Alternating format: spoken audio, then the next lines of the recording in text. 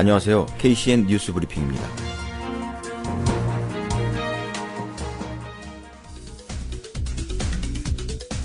첫 소식은 필리핀의 여성 대법원장 소식입니다.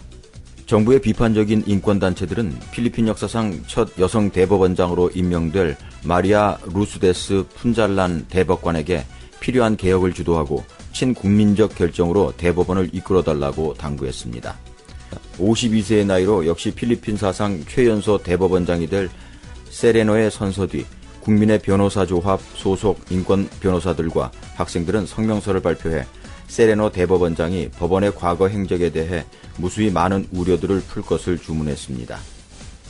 이 단체는 새로운 대법원장은 국민의 신뢰를 받고 유지해야 한다며 세레노 대법원장은 진정한 사법부의 독립과 공정한 재판이라는 엄청난 도전에 직면해야 하고 스스로 독립적이라는 것을 증명해야 한다고 했습니다. 지난 2010년 베그니노 아키노 대통령이 대법관으로 임명한 세레노 대법원장은 의무 은퇴 나이인 70살이 될 때까지 18년 동안 필리핀 사법부의 수장을 지낼 수 있습니다. 야당인 청년당의 레이먼드 팔라티노 하원 의원은 정치적 실랑이와 책략으로 점철된 사법체계를 개혁하는 엄청난 임무가 이제 세레노의 손에 달려있다고 말했습니다. 비평가와 지지자들이 지적하는 그녀의 주요 시험대는 탈리그주에 있는 아키노 소유의 6,400헥타르에 이르는 하시엔다 루이시타 플랜테이션에 대한 뜨거운 논란이 있는 토지개혁 과정으로 이 토지는 가난한 농민들에게 토지와 토지 소유권을 나눠주는 사업에 따라 분배될 예정입니다. 올해 초 세레노 대법관은 부유한 지주들에게 줄 토지 보상금의 기준 가격에 대한 판결에서 다수 대법관들의 결정과 다른 의견을 내놓은 바 있습니다. 다른 대법관들은 1989년 가격에 따라 나눠줄 것을 결정했지만 세레노는 더 높은 2006년 기준가를 사용해야 한다고 주장했습니다. 마닐라 대교구의 브로데릭 파빌로 보좌주교는 평가액 분쟁이 토지 재분배 과정을 더 연기시킬 수 있다고 경고하며 대법관들이 공동선, 특히 가난한 사람들을 고려하길 바란다고 했습니다. 중부 루손 농민연맹의 조셉 칸나스 의장은 세레노의 임명은 대법원이 하시엔다 루이시타 토지 재분배 결정을 뒤엎으려는 것에 한 발짝 더 다가선 것이라며 새 대법원장이 의심할 여지 없이 친아키노 성향이라고 비난하는 다른 농민단체들에게 동조했습니다. 아키노 대통령은 세레노에게 남은 도전 과제에 대해 탄력 있게 대하라며 판결과 결정에 무게를 둬 세레노가 이끌 사법부에 대한 대중의 신뢰가 회복되길 바란다고 말했습니다.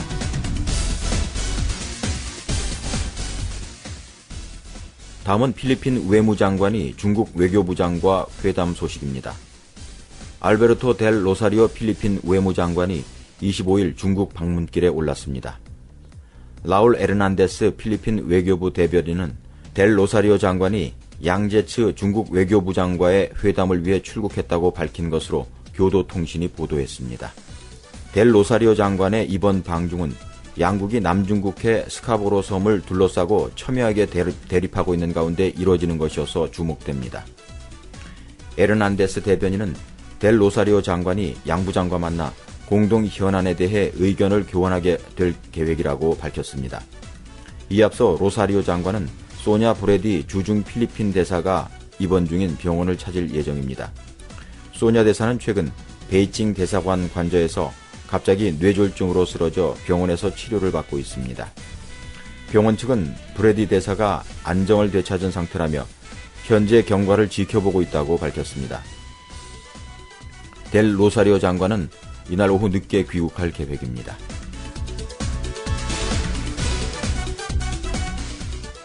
다음은 필리핀 권투 영웅 마니 빠퀴아오 관련 소식입니다.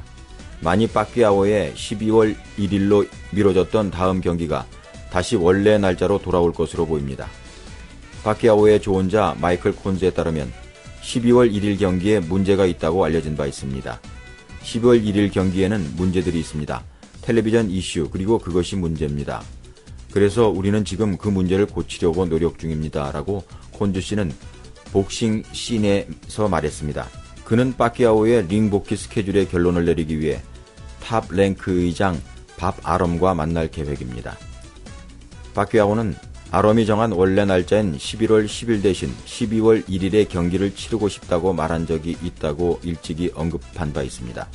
그러나 미구엘 고토 프로모션의 행정이사 브라이언 페레즈에 따르면 푸에르토 리칸 선수는 12월 1일에 경기를 갖는다고 말했습니다.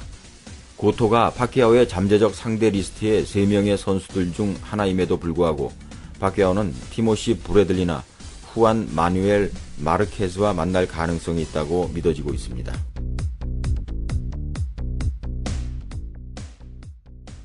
다음은 일본과 필리핀 해경이 마닐라 해역에서 해적 퇴치 훈련을 했다는 소식입니다. 일본 해상보안청과 필리핀 해안경비대가 28일부터 사흘간 해적 퇴치 합동훈련을 실시합니다. 필리핀 해안경비대 대변인은 27일 일본 해상보안청의 최대 순시선 시키시마호가 필리핀 측과의 합동훈련을 위해 마닐라만에 도착했다고 밝혔습니다. 시키시마호에는 약 80명의 병력이 승선하고 있다고 교도통신이 전했습니다. 필리핀 해안경비대는 합동훈련에 최소한 70명의 병력을 동원할 계획입니다. 이번 훈련은 항해 차단과 해적 추정 선박에 대한 승선 절차, 합동 잠수 훈련 등으로 짜여져 있습니다. 마닐라 주재 일본 대사관은 자체 웹사이트에서 자위대 소속 함정들이 2009년 7월부터 아덴만 일대에서 자국은 물론 외국 선박들을 호위하는 작전에 본격 참여하고 있다며 해적 퇴치를 위한 국제 공조의 필요성을 강조했습니다. 대사관은 총 18,573명에 달하는 필리핀 선원들이 이 같은 호위 작전의 가장 큰 수혜자라며 양국 합동훈련에 적잖은 의미를 부여했습니다.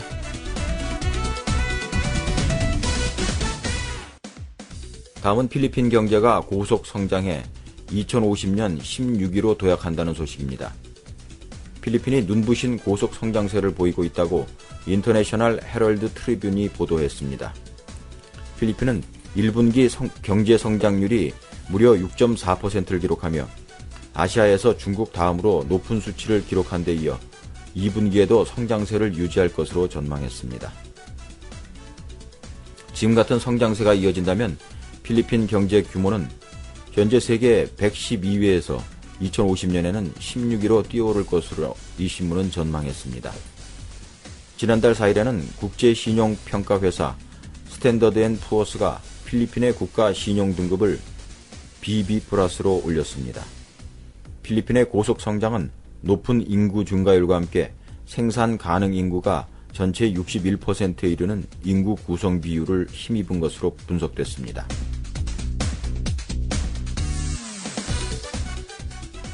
다음은 코이카 클럽 대표들이 필리핀에 모인 소식입니다. 한국국제협력단의 초청연수에 참가한 아시아 12개국 연수생들의 모임 코이카 클럽이 필리핀에서 우위를 다진다고 합니다.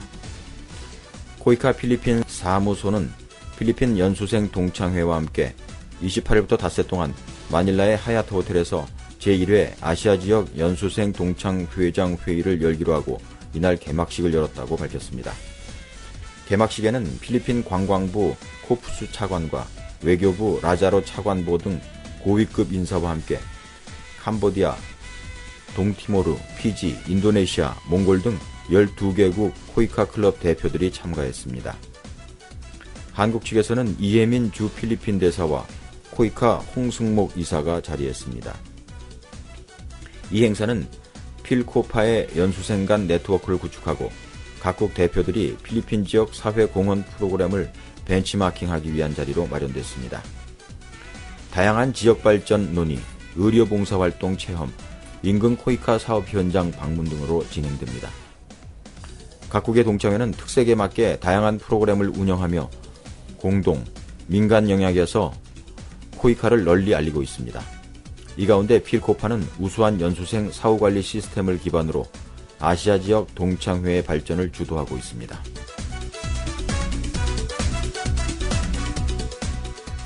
다음은 필리핀 항공이 에어버스와 70억 불 구매 계약 소식입니다.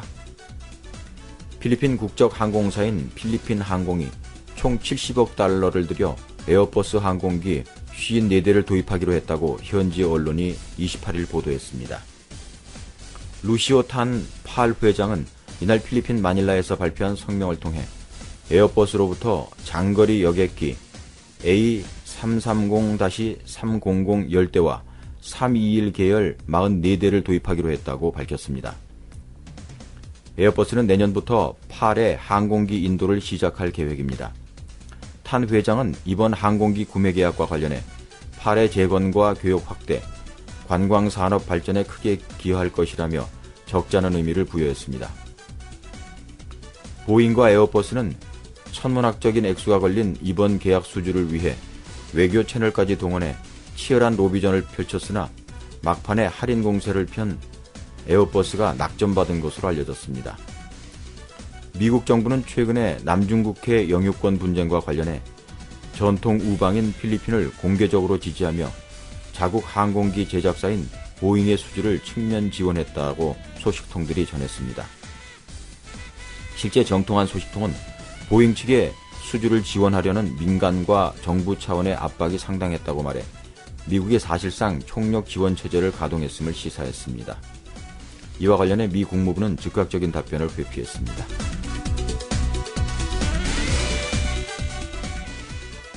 다음은 뉴욕에서 필리핀 반론 먹기 대회 소식입니다.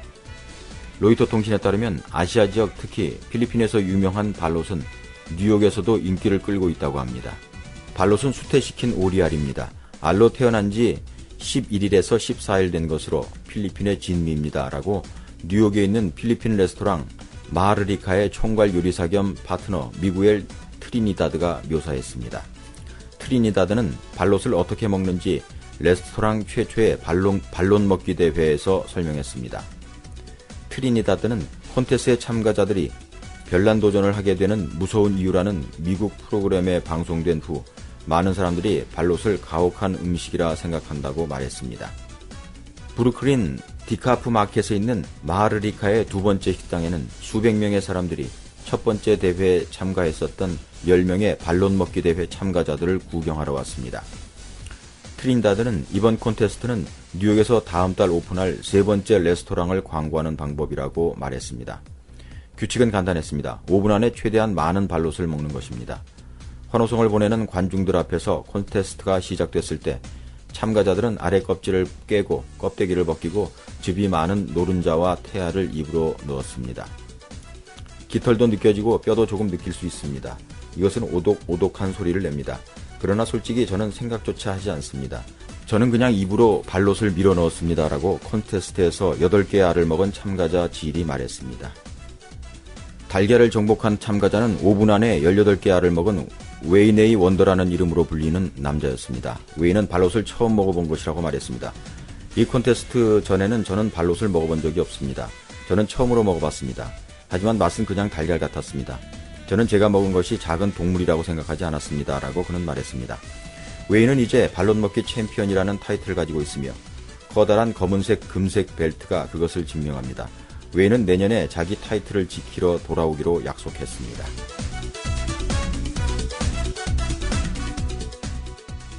다음은 필리핀이 영유권 분쟁 해결사 주중대사 교체 소식입니다. 필리핀 정부가 남중국해 영유권 분쟁의 해결사로 내세운 소냐 브레디 중국 주재 대사가 부임 3개월 만에 교체됩니다.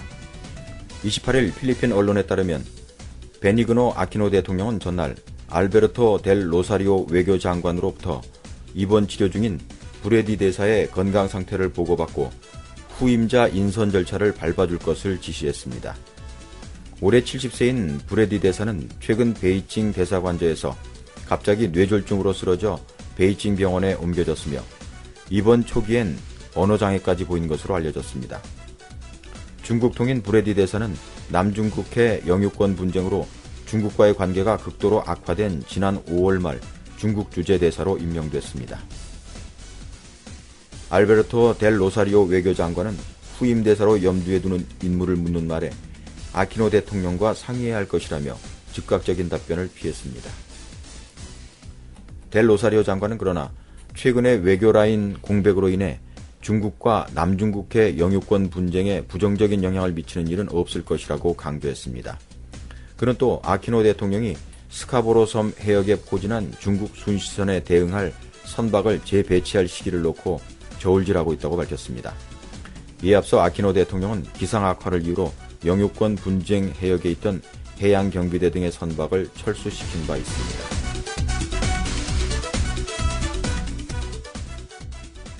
다음은 필리핀 공항 건설관리 용역 7,160만 달러 계약 체결 소식입니다.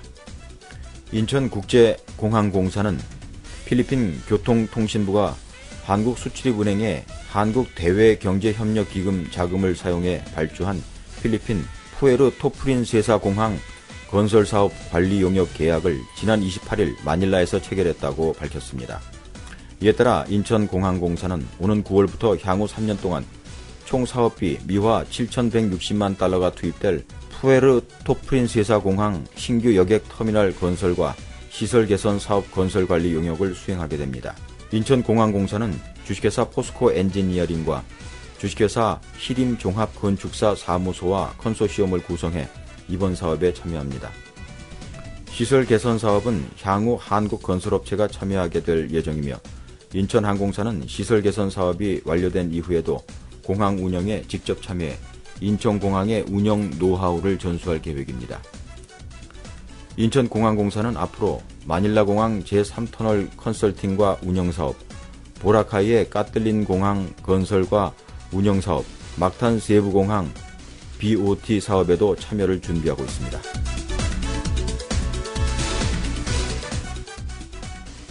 다음은 필리핀에도 LTE가 상륙한다는 소식입니다. 필리핀에도 다음 달부터 4세대 이동통신 시대가 열린다고 합니다. 필리핀 이동통신 2위 사업자 글로브텔레콤은 9월부터 롱텀 에볼루션, 즉 LTE 서비스를 시작한다고 28일 밝혔습니다. 이번 LTE 서비스는 필리핀 마닐라의 비즈니스 거리로 불리는 마카티 지역을 중심으로 제공되며 이후 마닐라 다른 지역과 세부, 민다나오 등으로 확대할 예정입니다. 글로브텔레콤은 필리핀 최대 재벌인 아얄라 코퍼레이션 산하의 핵심 통신기업으로 지난 2009년부터 YMX를 도입하는 등 신규 서비스를 앞서 선보였습니다. 이 회사는 협력사인 싱가포르 텔레콤과 공동으로 LTE 서비스를 시험 도입하는 등 이번 서비스 개시에 앞서 수년째 준비를 해왔습니다. 올해 말까지 LTE를 포함한 통신 네트워크 업그레이드 등을 위해 총 7억 달러를 투자할 계획입니다. 글로브텔레콤은 이번 LTE 서비스 개시를 통해 필리핀 이동통신 시장을 양분하고 있는 1위 사업자 스마트 커뮤니케이션을 바짝 추격할 방침입니다.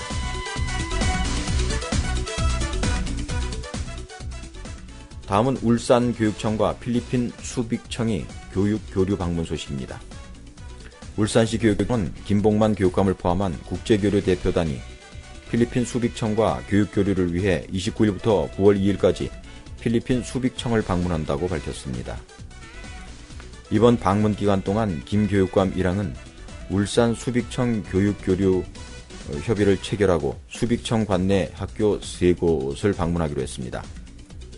교류 합의서는 양측의 상호 이익과 교육을 위한 협력 활동으로 울산 수빅 학생과 교직원 상호 교류, 문화 교류, 박람회와 회의에서의 관광 증진 협력, 인적 자원 개발, 과학기술 발전 등을 담고 있습니다.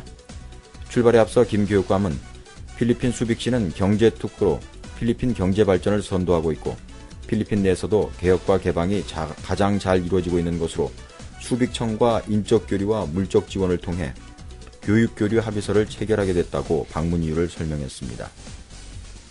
김 교육감 일행은 수빅청에 노트북 6대 지원, 원주민 학교에는 생필품이 담긴 수해 구호 물품을, 카스틸레오스 학교에는 학용품을 제공할 예정입니다. 시교육청은 이번 필리핀 방문과 원조로 나눔의 문화를 통한 봉사 마인드를 확립할 수 있을 것으로 기대했습니다.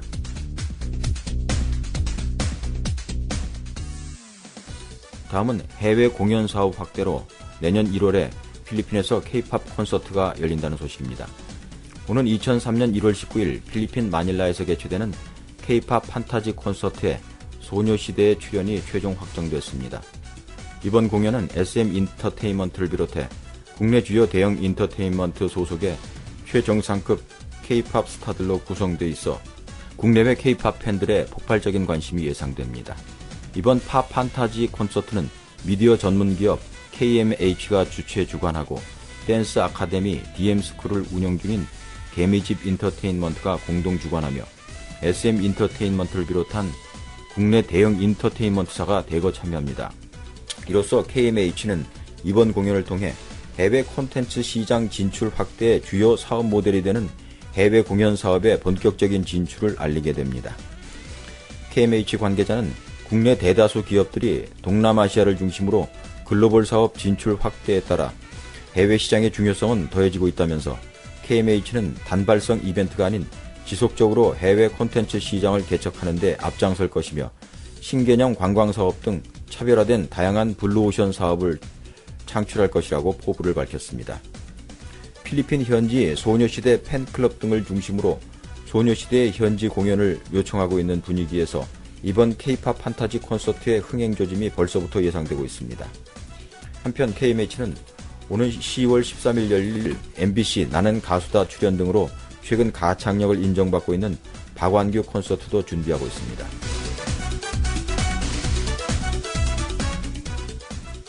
다음은 18세 이하 아시아 농구가 한국이 필리핀을 꺾고 4강에 진출했다는 소식입니다. 한국 18세 이하 남자농구 국가대표팀이 국제농구연맹 제22회 U-18 아시아 선수권 대회 4강에 진출했습니다. 한국은 24일 몽골 울란바토르에서 열린 대회 7일째 필리핀과의 8강전에서 90대 77로 이겼습니다. 한국은 이란과 레바논 경기의 승자와 25일 준결승을 치릅니다. 또 다른 4강은 중국과 일본의 경기로 열리게 됐습니다. 이번 대회 1, 3위 팀은 2013년 체코에서 열리는 19세 이하 세계 선수권 진출 자격을 얻게 됩니다.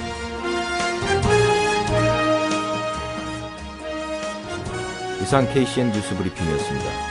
KCN 뉴스 브리핑은 올티가스 이송식품, 송도 한국식당에서 후원하고 코리아 포스트, 마닐라 서울, 뉴스게이트에서 협찬하여 제작 방송하고 있습니다. 애청해주신 여러분께 감사드리며 진행의 박세주였습니다.